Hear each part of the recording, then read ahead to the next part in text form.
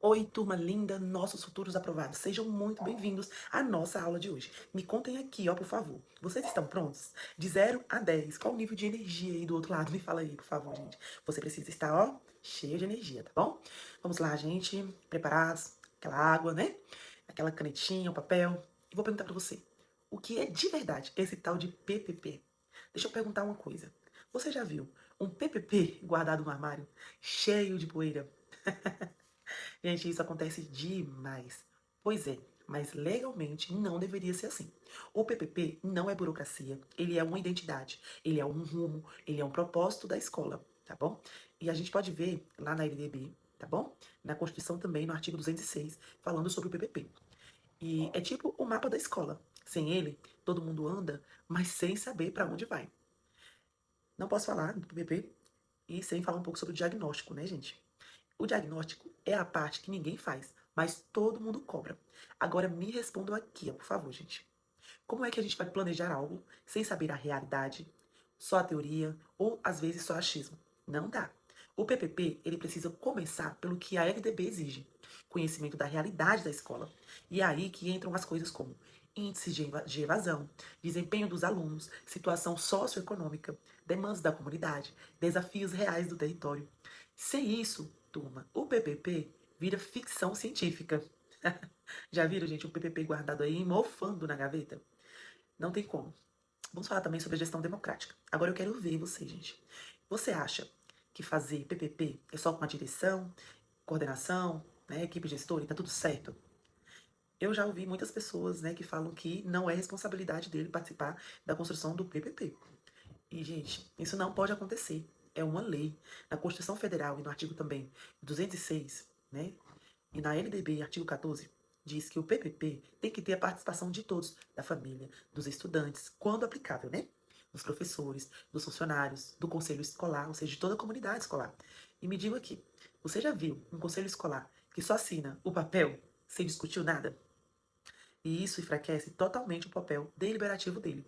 O conselho não está ali para carimbar somente, né? Seu carimbador oficial. Ele é a instância de decisão, de diálogo e também de fiscalização. Agora, gente, eu queria falar com vocês sobre as metas genéricas. A gente não aceita. Imagine. Isso às vezes colocamos no PPP. Melhorar a aprendizagem. Agora me responde aí. Melhorar quanto? De que jeito? Em que área? Em qual turma? Até quando? Você sabe, gente, quais são essas metas? Essas metas têm que ser específicas, mensuráveis, acompanháveis. Senão, nada anda. E nada aparece na prática. E por isso que é importante, gente, a implementação da distribuição de cópias do PPP, tá bom?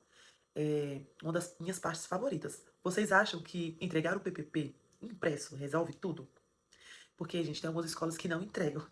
E entregar também não resolve tudo, né? Porque o PPP, ele se implementa com um estudo coletivo, formação, debate, alinhamento, feedback, acompanhamento contínuo, tá? Sem isso, o PPP é somente um papel bonito e inútil, tá? E a gente precisa falar um pouco também sobre avaliação contínua. Não é de 5 em 5 anos. Se você quiser anotar essa frase, o PPP é um documento dinâmico. Ele respira, ele muda e ele se ajusta. Avaliar só a cada 5 anos, ou só quando o IDEB cai, né? Nunca, jamais. A avaliação ela tem que ser contínua, tem que ter uma coerência pedagógica, né? E essa coerência pedagógica tem tudo a ver com o plano de aula. Agora, tem uma pergunta séria. Como é que um professor faz um plano de aula totalmente desconectado do PPP? Não dá, né, gente? O PPP ele vai orientar os planos de aula, planos de cursos, projetos, práticas pedagógicas. Se cada um for para um lado, vira bagunça pedagógica. Todos caminham juntos, né? Direção, escola, professores. E eu quero falar um pouco agora também sobre a transferência do PPP. Ele tem que mostrar a verdade, nada de firulas. E por último, turma, e super importante, tem escola que tenta esconder os problemas no PPP. Sabe aquela ideia de vamos colocar tudo lindo para não ficar feio? Você já ouviu isso em algum lugar? E isso ajuda ou isso atrapalha? Claro que atrapalha demais, né, gente? Porque o PPP, ele é um documento político, ele existe para enfrentar a realidade e não para maquiar. Se você não mostrar, não tem como resolver e não tem como melhorar, né, turma? E para fechar, olha o que vocês têm que sair sabendo hoje.